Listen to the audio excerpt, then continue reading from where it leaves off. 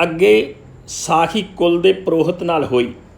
ਜਾਂ ਗੁਰੂ ਨਾਨਕ ਜੀ 9 ਵਰਸਾਂ ਦਾ ਹੋਇਆ ਤਾਂ ਜਨੇਊ ਪਾਵਨ ਦੀ ਰੀਤ ਕਰਨ ਵਾਸਤੇ कालू ने पुरोहित हरदयाल को बुलाया। शुभ मुहूर्त देखकर पुरोहित जी ने सब सामग्री मंगवाई। जो जात भाई कालू के थे सबको कहा और ब्राह्मण भी जो वहाँ रहते थे सबको न्योता दिया। सब भाई बंद जाति के ब्राह्मण भी एकत्र होए के श्री बाबा जी को जनेऊ पावने लगे। स्थान को लेपन कर वेद विद चौक पूर्ण किया। वेदी वंश के सब भाई और ब्राह्मण जो वेद विद के ज्ञाता थे सर्वत्र इकट्ठे हुए के बैठे। बाबा जी को स्नान करवाए के बुलाया तो बाबा जी स्नान करके आए बैठे। ऐसे शोभा पावते जैसे सब तारा मंडल में चंद्रमा शोभा पावता है। पुरोहित ने क्षत्रियों की रीत वेद वेद वेद सब करवाई। जो पुरातन रीत कुला थी और सब सिखाने लगा। संध्या तर्पण सिखा सूत धोती जनेऊ माला तिलक खट कर्म गुरु जी को सिखाने लगा। तो सर्वसमर्थ गुरु नानक जी मुक्त भुगत के देने वाले पुरोहित नूं कहन लगे, हे मिसर जी, इस जनेऊ दे पाए ते क्या अधिकता हुंदी है? इस जनेऊ पाए दा क्या धर्म है अते कौन पदवी मिलती है?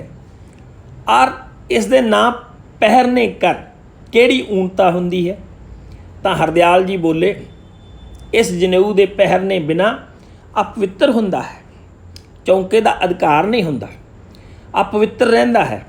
जब वेद की विद पूर्वक खत्री ब्राह्मण इस जनेऊ को पहनते हैं तब सब कर्म धर्म के अधिकारी होंदे हैं। तो फिर गुरु जी कहा, सुनो पंडित जी, खत्री ब्राह्मण होए कर जनेऊ गल पाया और बुरे कर्म करन थी ना टलिया, खोटे कर्म करदा ही रहा तो ब्राह्मण खत्री जनेऊ पाए के बाहरले धर्म नूं क्या करेगा?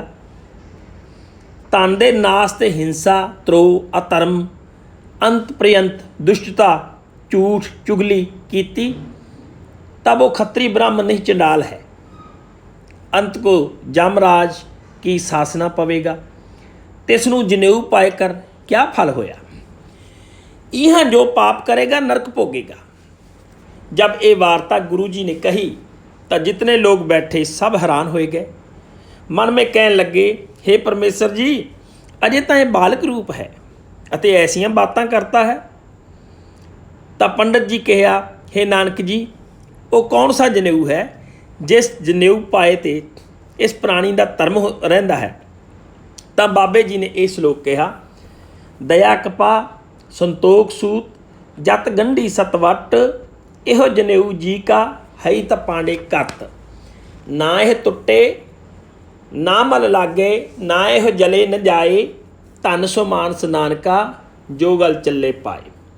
इसका परमार्थ गुरु जी कहते हैं, सुनो पंडित जी, इस देही का धर्म जनेऊ पाए ते तो रहता है जो दया की कपा करे और संतोख का सूत करे और सत का वट चढ़ावे और जत दियाँ गंढी देवे तां इस दे अंदर दया संतोख का जनेऊ पवे तां तग अते सुनो पंडित जी, इस कपा का जनेऊ तां मेरे कम नहीं और कपा का सूत वट के काहे को गवावते हो? एक कपा का सूत वट्या होया किसे कम नहीं। इस कपा का सूत अग विच पाया जल जाता है और गल पाए ते मैल लग कर पुराना होए के टुट जाता है। और दया संतोख का अते जत सत का जो जनेऊ है उसनूं ना कदी मैल लगती है ना कदे पुराना हुंदा है ना कदे टुटदा है। सुनो पंडित जी, तानो पुरख हैं जिन्हां ने दया संतोख जत सत वाला जनेऊ पाया है। अते पंडित जी, एक कपा जनेऊ कुछ नहीं तां ये जनेऊ सब झूठे हैं। जे तां वो सच का जनेऊ तेरे पास है ਤਾਂ ਤੂੰ ਮੇਰੇ ਗਲ ਵਿੱਚ ਪਾਓ, नहीं तो ना पा। तो पंडित जी कहा, हे नानक जी, ये जनेऊ तो असां अज नहीं थापिया, जे ये तां साडा कीता होया है जनेऊ, तू असानू मने कर जी, पर ये जनेऊ पिछे भी आद अंत होंदा ही आया है। तो श्री गुरु जी ने कहा, ते पंडित जी ये जनेऊ तो इत्थे ही रह जाएगा और आगे तो नहीं जान का। फिर पांदे ने कहा, नानक जी ये जनेऊ तो पिछे भी संकैदकां ते आद लेकर पहन दे आए हैं, अते तू क्यों मने करता है। तो श्री गुरु नानक जी ने होर श्लोक कहा, चौकड़ मुल अनाया बह चौके पाया, सिखा कन चढ़ाइया गुर ब्राह्मण थिया, ओ मूआ ओ झड़ पया वेतगा गया। महला पहला, लख चोरियां लख जारियां लख कूड़ियां लख गाल, लख ठगियां पहनामियां रात दिन जी नाल।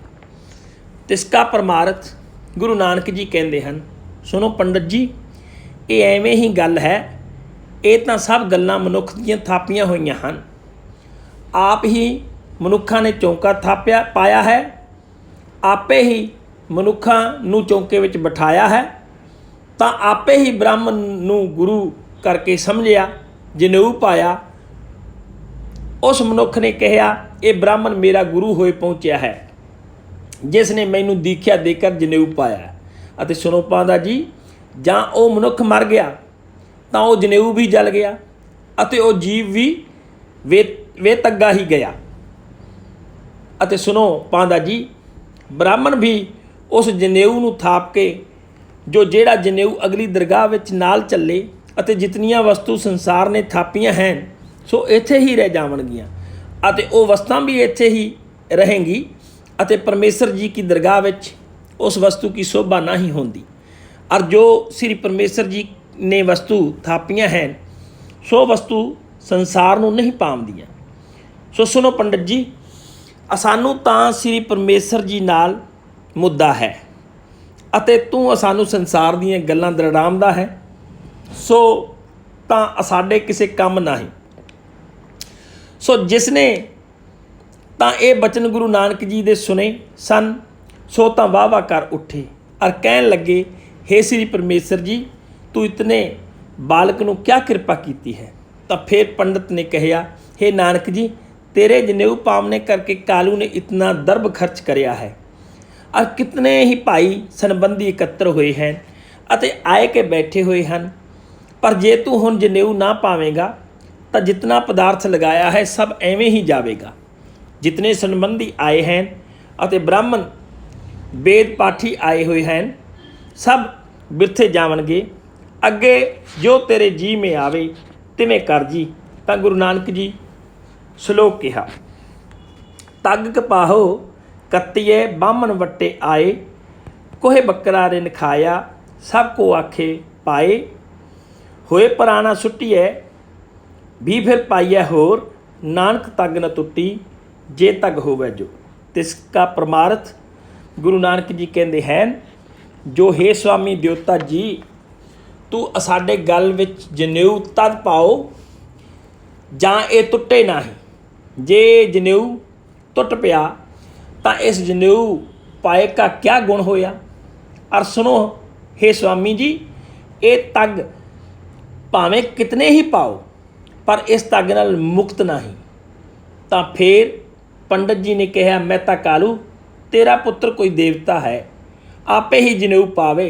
तो मैं ते कालू ने कहा, बच्चा महापुरख भी जगत की चाल करते हैं। तो बाबे ने कहा, जिवें तुहाडी रजाए। तो पंडित ने कहा, हे नानक जी, इस जनेऊ को पवित्र करो। तो बाबे जी ने जनेऊ पाया। फिर पंडित ने कहा, हे नानक जी, जो सच दा तग है और जिस विच जोर है अते मैला भी ना होवे और टुटे भी नहीं, श्री परमेश्वर जी की दरगाह विच भी पहुँचे, सो तग कहिए। तो श्री गुरु नानक जी ने श्लोक कहा, महला पहला, नाय मन्निए पत उपजै, साला ही सच सूत, दरगे अंदर पाइए, तग न टुटस पूत। तिसका परमार्थ सुनो पंडित जी। मनुख को ये चाहिए है जो श्री परमेश्वर जी की सलाहता करे और सच्चे के घर में रहे और सत के सूत का जनेऊ पावे। जिस जनेऊ नू सच का जोर है सो ओ तग सदा ही अस्थिर है। हे पंडित जी, परमेश्वर का नाम मनना जो है सुख पा उगवै और सच्ची सलाह का सूत कत सतगुरां दे दरबार सच्चे दा तग पाए सो तग टुटदा नहीं। ऐसा तग परमेश्वर की किरपा होए तां इस जीव नूं मिलदा है। सर्व अस्थानां विच ये नाल ही रहिंदा है। ये उपदेश हरदयाल ने मन विच धारण किया अते गुरु नानक जी नूं तन तन कहा। हे नानक जी, तेरी महिमा तू ही जाने और सब वेदी वंश को और ब्राह्मणों को भोजन करवाया। वड्डे उत्साह साथ और ब्राह्मणों को दक्षिणा दई आशीर्वाद कह कर सब ब्राह्मण अपने गृह को जाते पे और सब जात भाई भी वड्डे छोटे प्रसन्न होकर अपने अपने स्थान को प्राप्त हुए। बोलो जी वाहिगुरु। वाहिगुरु जी का खालसा, वाहिगुरु जी की फतेह।